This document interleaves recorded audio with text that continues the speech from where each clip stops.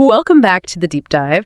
Today, we're getting straight to the heart of what makes a real industry titan tick. We're diving into the thinking of Michael Bloomberg. I mean, a name that's just synonymous with building a massive empire, right? And then making that huge shift into public service as mayor of New York City. Our source material for this is drawn from Bloomberg's Pillars of Success and Leadership.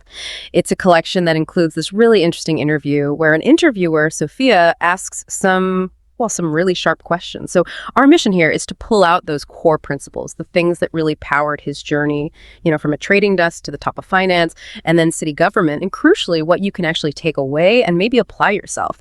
Okay, let's unpack this. It really is quite something, isn't it? That whole trajectory. When you think about founding a company that basically changed Wall Street and then leading one of the most complex cities on the planet, it's pretty clear his insights aren't just, for CEOs. They give you this unique perspective on leadership, on innovation, drive.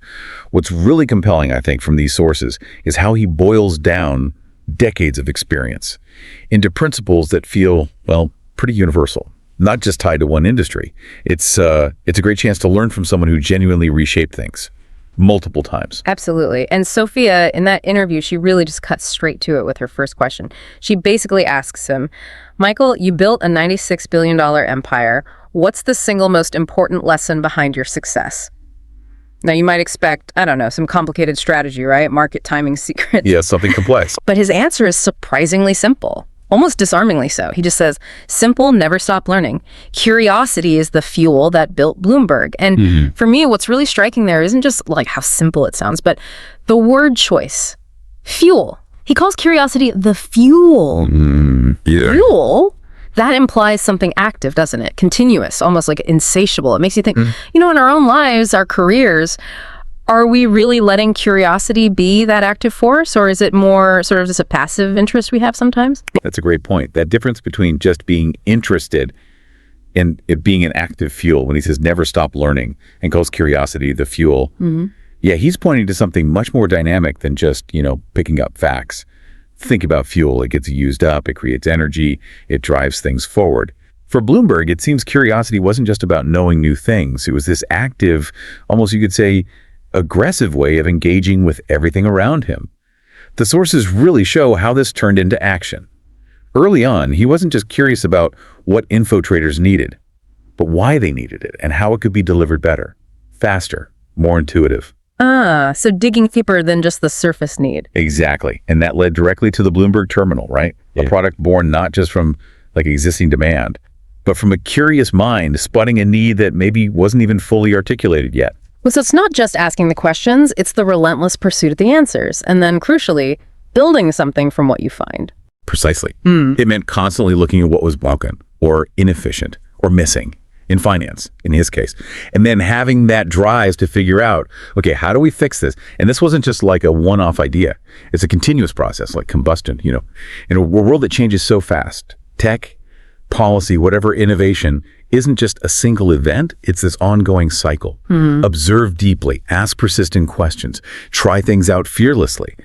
And all of that is driven by that basic curiosity. If we connect this to the bigger picture, that kind of deep curiosity is what keeps organizations relevant. It stops leaders from becoming outdated, individuals from getting left behind. It's the engine for adaptability. Yeah, I can see that. The idea of curiosity keeping you engaged. Sometimes, when I'm facing a task that seems really daunting, maybe even something I'm not looking forward to, if I can find that little spark, that genuine curiosity about how it works or why it's done that way, it just changes the whole feeling. It goes from being a chore to solving a puzzle. Exactly. And for Bloomberg, it seems it went beyond just his personal engagement.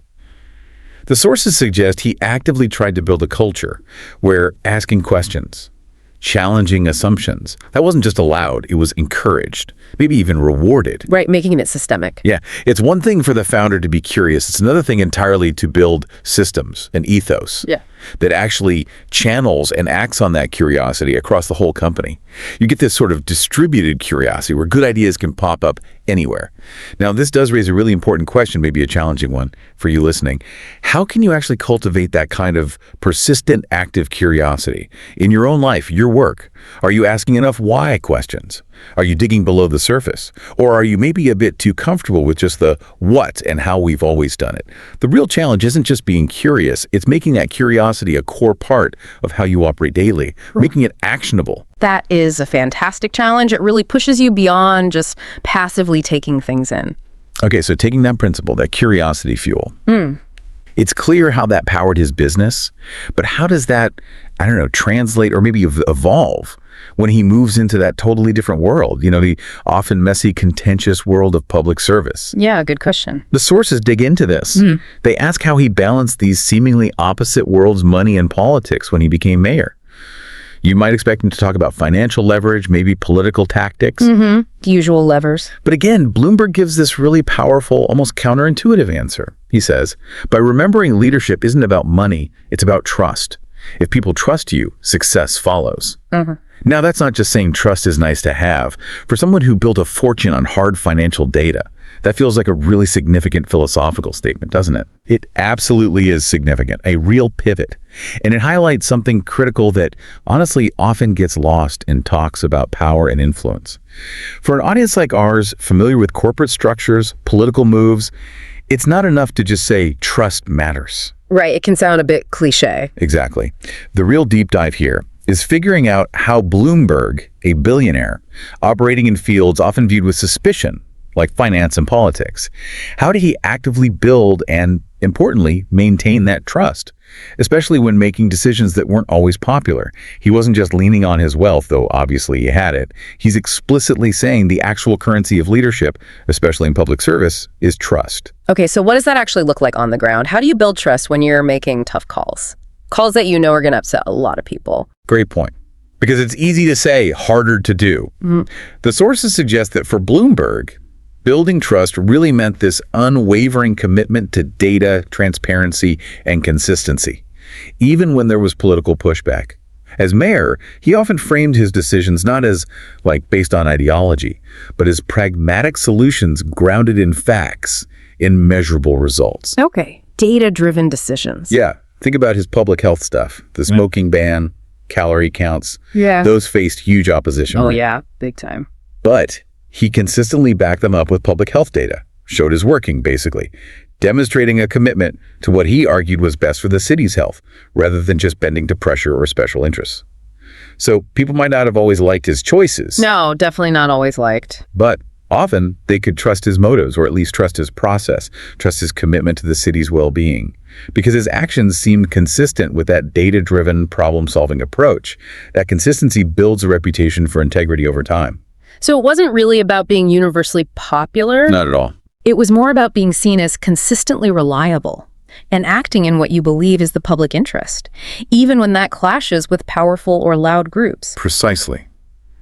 In business, trust might show up as confidence in your product's reliability, your data's integrity, which the terminal aims for. In politics, that same core idea transforms into public faith in a leader's intentions, their competence. And this raises that important question. What happens when that trust gets broken? Bloomberg's philosophy seems to imply you have to be constantly proactively building it through consistent principled actions. You can't just wait for a crisis to test it. And the long-term impact of trust leading success rather than just money? Well, trust fosters real stability, cooperation, collective action. Money alone just can't buy that. Financial wins can be temporary, right? Yeah, very true. But a reputation built on trust, that can last. It can open doors, build consensus in ways that pure financial muscle just can't. That's a really powerful way to put it. It shifts the whole focus from being transactional to being relational. Huge implications for any leader. Okay, so to kind of tie these threads together, Sophia, apparently with a smile, asks the question I think every aspiring entrepreneur, every leader wants the answer to. So your advice for young dreamers? The million-dollar question, or billion in his case. Right, and Bloomberg's answer is just direct. No frills. A triple threat, really. It might be inspiring, maybe a little intimidating too. He advises, work harder than anyone else, stay curious, and take risks. That's how billion-dollar ideas are born. It's so concise, but each part feels like a pillar you need to build on. It really is a perfect summary of his whole approach, isn't it? And you're right, it's definitely a challenge, not just nice saying. Let's break those down because, as the sources show, they're not separate tips. They work together. They're synergistic. First, work harder than anyone else. Now, this isn't just about pulling all-nighters constantly. Right, not just sheer hours. No, it's about sustained strategic effort. For Bloomberg, this meant this relentless focus on the details, understanding every bit of his business, pushing for excellence when maybe good enough would do for others. It does mean being first in, last out sometimes, sure, but also intellectually. Always thinking, refining, iterating. It's about a level of commitment that leads to genuinely better output, not just putting in more time. That kind of diligence helps you spot things, opportunities, problems that others just miss. So it's about being fully present, mentally engaged in a way that really sets you apart. Exactly. Then stay curious, pops right back up. It reinforces how fundamental it is. Like we talked about, curiosity isn't passive. It's the engine that actually informs that hard work.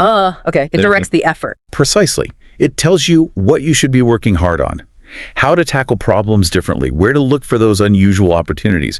For instance, his early curiosity about how data was presented, that led him to invest a lot in the user interface for the terminal. That wasn't maybe the top priority for competitors back then. But his curiosity fueled his team's hard work in that very specific, ultimately game-changing direction. Okay, makes sense. And finally, take risks.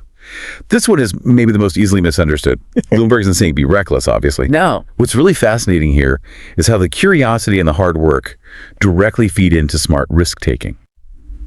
His risks often seem to be these data-informed hunches, right? Not just blind leaps. Calculated risks. Calculated risks. He wasn't afraid to put resources behind an unconventional idea, but usually after really rigorous analysis. Maybe after some small-scale tests or prototypes, he tried to control the downside while going for the big potential upside. Think about his move to create the Bloomberg Newswire just for terminal users. Huge investment, but it was informed by that deep curiosity about what users actually needed and that hard-earned understanding of gaps in the market. So it sounds less like one big dramatic leap of faith and more like a series of informed, calculated steps into uncertain territory with that willingness to change course if the data points elsewhere. Yeah, exactly. Billion-dollar ideas, as he puts it, they don't come from playing it safe. They come from being willing to venture out. But that venture is much more likely to pay off when it's powered by that relentless strategic work and informed by deep curiosity. That lets you take calculated gambles, not careless ones. These three things, they're woven together. Hard work without curiosity could be aimless. Curiosity without hard work stays theoretical. And neither leads to major breakthroughs without the courage to take those informed risks. So I really encourage everyone listening, think about which of those three pillars, the sustained strategic effort of working harder, the relentless pursuit of curiosity, or the courage to take thoughtful, informed risks. Which one do you feel you need to strengthen most right now in your own aspirations? Maybe it's not about mastering all three at once, but figuring out where to put your focus first. That's such a powerful and, actionable way to think about it.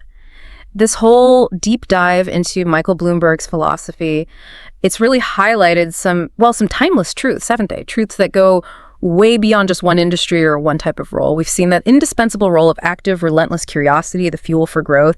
We've seen how foundational trust is for real leadership, whether you're in finance or, City Hall. And then that potent, actionable mix. Strategic hard work, keeping that curiosity alive, and taking calculated risks. That's the formula for anyone aiming high. This isn't just about building like a financial empire. It feels like it's about building a meaningful life or a thriving career or even a strong community. Absolutely. And if we connect this to the bigger picture, Bloomberg's journey, I think, reminds us that real success isn't just about the end result, the accumulation. It's fundamentally about the process of continuous learning, of leading ethically, of daring to innovate. It's really about cultivating those internal qualities, curiosity, trustworthiness, diligence, courage, that let you adapt and thrive no matter how the world changes around you. So maybe a final thought for you to take away today. Consider how adopting just one of these pillars more consciously, whether it's committing to a new layer of curiosity on your next project, or consciously building trust through your consistency and transparency, or maybe taking that thoughtful, informed risk on an idea you really believe in. How could focusing on just one of those start to redefine what success looks like for you, starting right now?